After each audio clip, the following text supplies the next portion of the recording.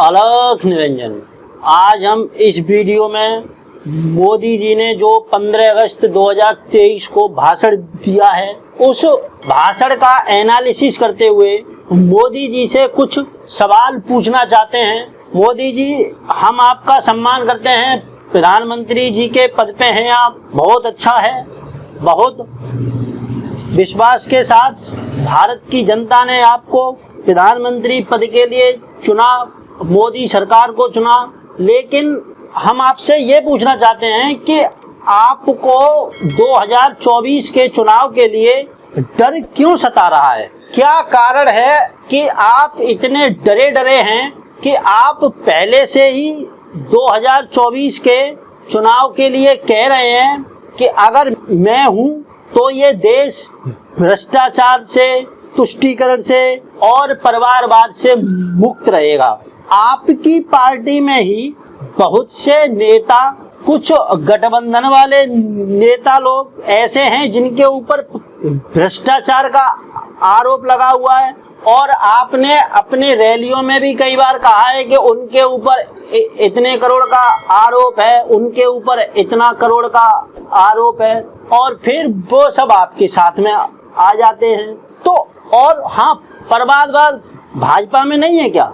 भाजपा में भी तो परिवारवाद है। उस परिवारवाद के ऊपर आप क्यों नहीं विचार करते?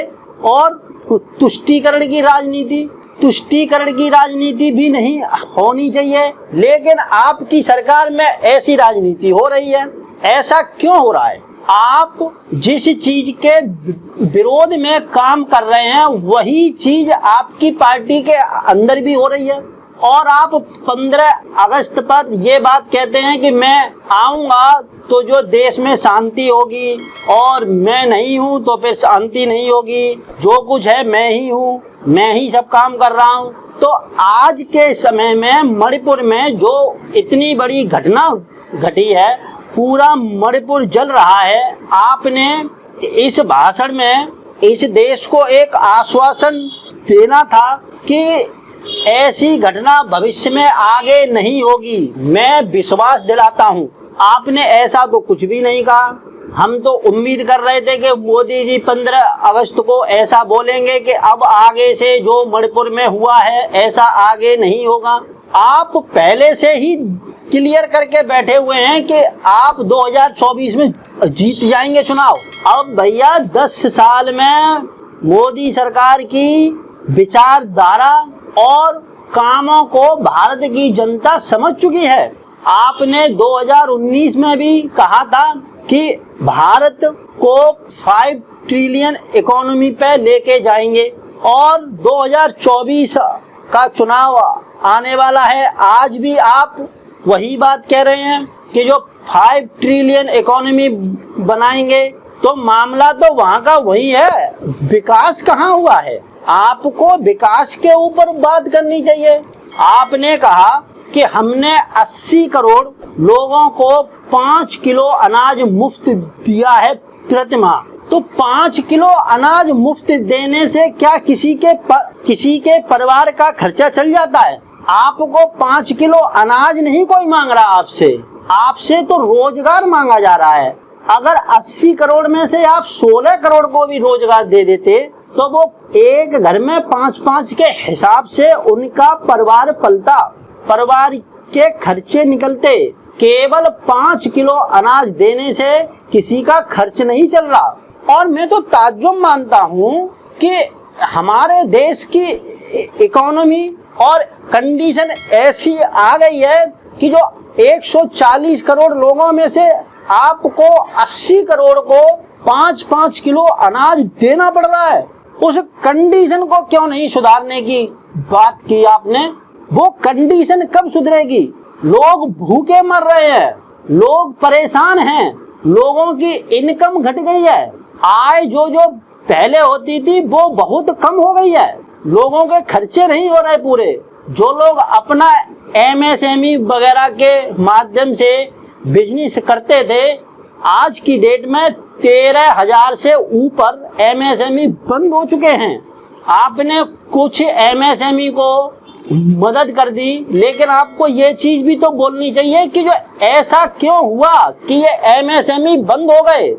हर आदमी चाहता है कि वो पैसा कमाए, मेहनत करे, खाए पिए, अपने बच्चों को पाले और रोजगार देने के लायक जो एमएसएमई होते हैं वो लोग रोजगार भी देते हैं। एमएसएमई कोई एक पर्टिकुलर बंदा नहीं चलाता, सब लोग मिलके चलाते हैं। लेकिन आपने ऐसा कुछ नहीं किया। आपको इस देश को आगे बढ़ाने के लिए सोचना चाहिए। आगे बढ़ाने के लिए आप कहते हैं हमने विकास किया, मुझको तो कहीं नहीं लगता विकास। मुझको तो केवल विकास लगता है तो वो अडानी का और अंबानी का। पैसा जा रहा है तो अडानी के पास, पैसे की संपत्ति बढ़ रही है तो अडानी की बढ़ रही है और किसी की बढ़ी नहीं रही। बाकी सब पूरा देश जो है गरीबी की कंडीशन में आकर के खड़ा हो गया है। ऐसा भाषण, मैं तो भाषण सुन के ही बड़ा ताज्जुब हो गया।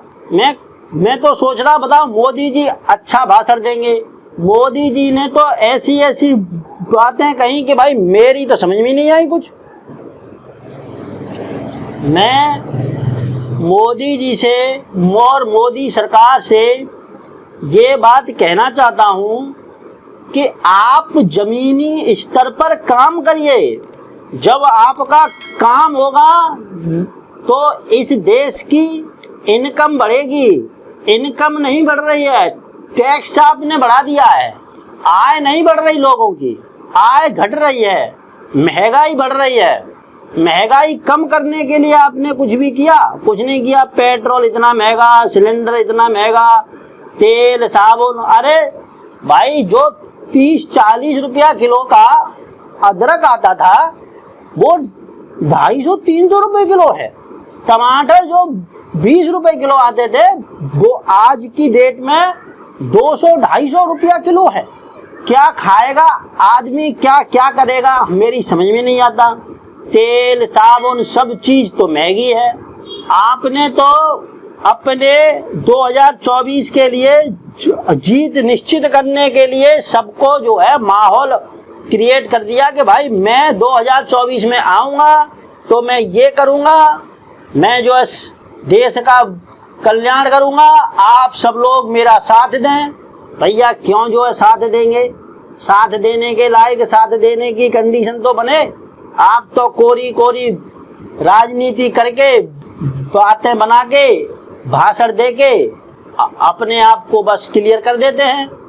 अभी कुछ दिन पहले आपने दरभंगा में एक हॉस्पिटल खुलवा दिया। मैंने देखा भाई कि जो हॉस्पिटल कहाँ है तो वहाँ मुझे तो कहीं नहीं मिला। पूरे इंटरनेट पे हॉस्पिटल के बारे में एक तस्वीर नहीं मिली मुझे। मैं तो ताज्जुब मान रहा कि जो इस देश का प्रधानमंत्री, इतने ब्रिलियंट प्रधानमंत्री, इतनी महान हस्ती, और वो इस बात को कहते हैं कि मैंने वहां पर एम्स बनवा दिया और वहां जमीनी स्तर पे कुछ है ही नहीं।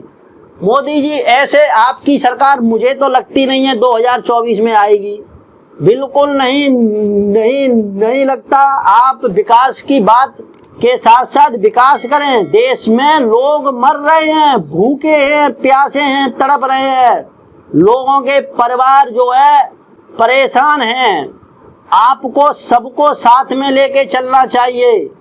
आप इस पूरे देश के प्रधानमंत्री हैं।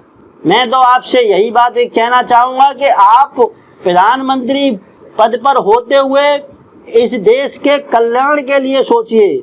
आप तो झूठी सांची सब बोल बाल के अपना जो क्लियर कर लेते हैं। ऐसे आप 2024 में सरकार में नहीं आ पाएंगे। मुझको तो लगता नहीं है 2024 में आप सरकार में आएंगे। और मेहनत करिए, हो सकता है कुछ चमत्कार हो जाए। आप तो चमत्कारी भी हैं। आप तो बहुत कुछ कर लेते हैं। ठीक है, मेरे प्रश्न का जवाब देने की कृपा करें कि जो चीजें आपने भारत की जनता को बताई हैं उनमें कितनी सत्यता है।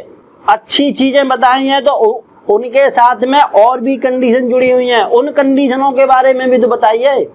आपको सब चीजें बतानी चाहिए। ठीक है, इसी के साथ मेरा प्रश्न पूरा हुआ। आपसे उम्मीद करूंगा कि आप भारत की जनता को जवाब देंगे। इसी के साथ अलख निरंजन।